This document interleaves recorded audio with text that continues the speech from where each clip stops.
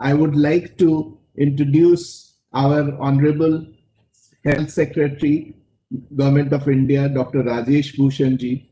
Dr. Rajesh Bhushan joined the Indian Administrative Services in 1987 and is currently the Secretary in the Ministry of Health and Family Welfare, Government of India. Before assumption of charge of Secretary of Ministry of Health and Family Welfare, he was officer on special duty in Ministry of Health and Family Welfare in the rank of Secretary of the Government of India for about 3 months. Prior to that, he was Secretary, Ministry of Rural Development in the Cabinet Secretariat. In more than 3 decades of public service, both in state government and union governments, Sri Rajesh Bhushan has served as an administrator and policy maker, having held wide range of assignments in the field of information, education, transport, rural development, and health. He has also served for a period of 2.5 years in the Cabinet Secretariat, where he gained valuable exposure in assisting the Cabinet Committee on Economic Affairs, Cabinet Committee on Security, and the main Cabinet. It's my pleasure to introduce Dr. Rajesh Bhushan for the next keynote address. Office bearer. I think we're just connecting. Just give us a moment, ladies and gentlemen. We're connecting the Honorable Secretary. Office bearers of Nat Health, distinguished guests, ladies and gentlemen, it is indeed a pleasure to be with you on the occasion of Nat Health Summit 2021. India is currently one of the biggest emerging markets globally.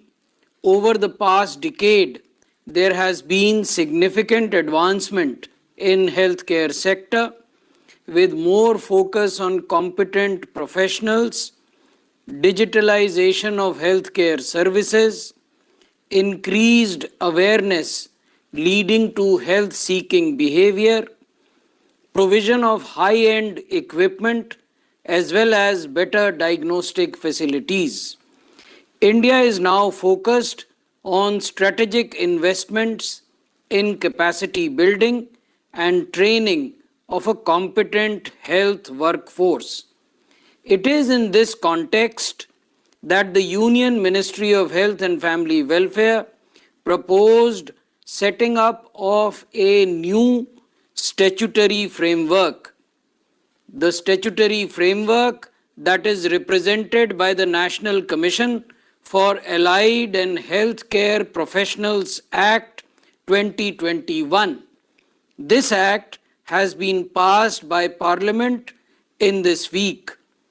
This act will provide for regulation of more than 50 allied and healthcare professions, encompassing a whole range of caregivers and growing every day with the emergence of new scientific technologies and medical advances, ensuring better standards of professional education and training.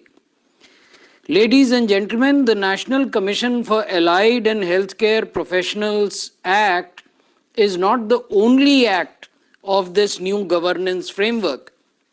There is the National Medical Commission as well as the National Nursing and Midwifery Commission, about which I would refer in course of my conversation with you.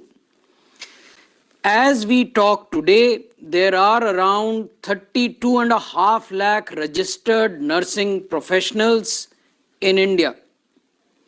We also have more than 5,000 nursing institutes in our country, and of these more than 5,000 institutes, 90% are in the private sector. We must also remember that the year 2020 was declared by WHO as the year of nursing and midwifery. 2020 was also the year when we were struck by the global pandemic of COVID-19, and in that context, the exemplary work which has been done by our doctors, nurses, healthcare workers really brought to the forefront the importance of this workforce. In the year 2020, converting the challenge of pandemic into an opportunity, this ministry, the Union Ministry of Health and Family Welfare, showed a new resolve to bring forward governance reforms. The National Medical Commission was constituted in September 2020 to replace the erstwhile inefficient framework of Medical Council of India.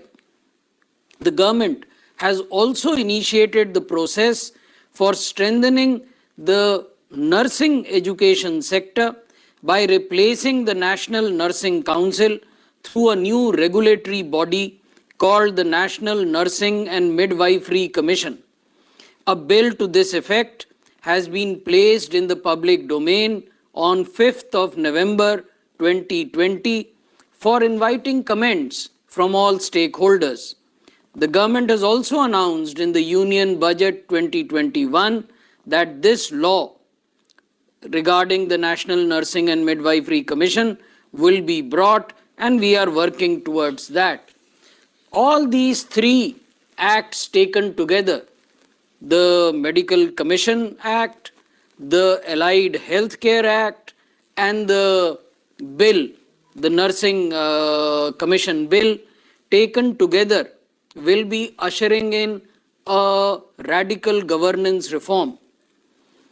Ladies and gentlemen, we must also remember that government initiatives such as Make in India, Digital India, Swachh Bharat, Smart Cities, all have the potential to encourage and accelerate holistic sectoral growth by providing opportunities for creation of new cadres, increasing productivity of existing resources, and entrepreneurship.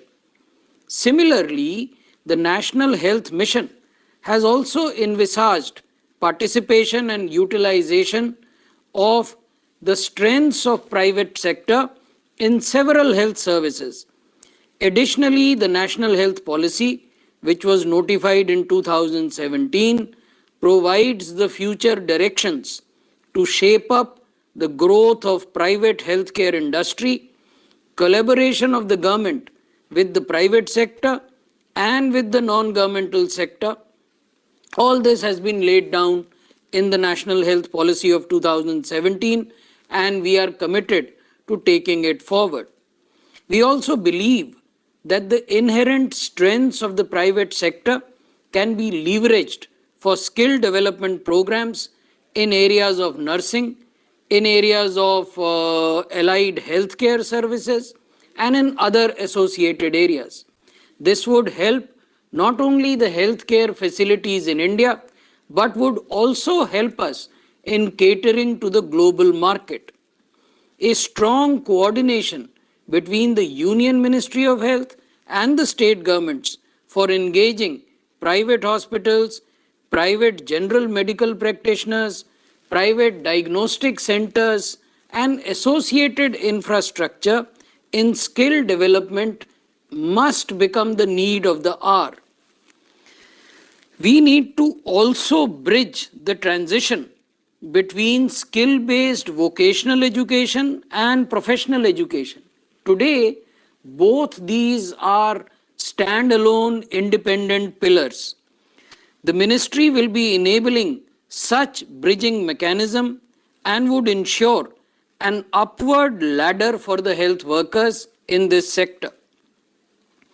Given the system's propensity to multi-skill during unavailability, from the standpoint of the goals of universal health care, it is important that we must jointly identify the gaps in roles and skill sets and then see which are the cadres which are presently underutilized or which are not even present but are required. And then what are their training needs, what are their retraining needs, so that they can then fulfill specific clinical tasks. In conclusion, ladies and gentlemen, let me reiterate that India's ultimate vision is to achieve universal health care. The vision of Pradhan Mantri Jan Arogya Yojana and universal health care to all Indians is overlaid on the assumption of a strong and well-functioning health system. A strong and well-functioning health system is not possible without high-quality facility infrastructure, robust regulatory mechanism, a qualified and competent health workforce, availability of drugs and diagnostics and devices, and last but not the least, a very strong health-seeking behavior by the community. People are ultimately the pivot for transformation of the health system. And we believe that people, both in the government sector, in the private sector, and in the non-governmental sector, together will work unitedly towards this goal of achieving universal health care. Thank you, and I wish you well for Nat Health's Summit 2021. Thank you, sir. It was really very, very encouraging to hear all the structural reforms which are being undertaken by the government and how the vision and the dream of universal health coverage is being achieved in pieces, and also the necessary infrastructure changes are being made in terms of the governance. That's wonderful to know, sir. Thank you so much for being with us today.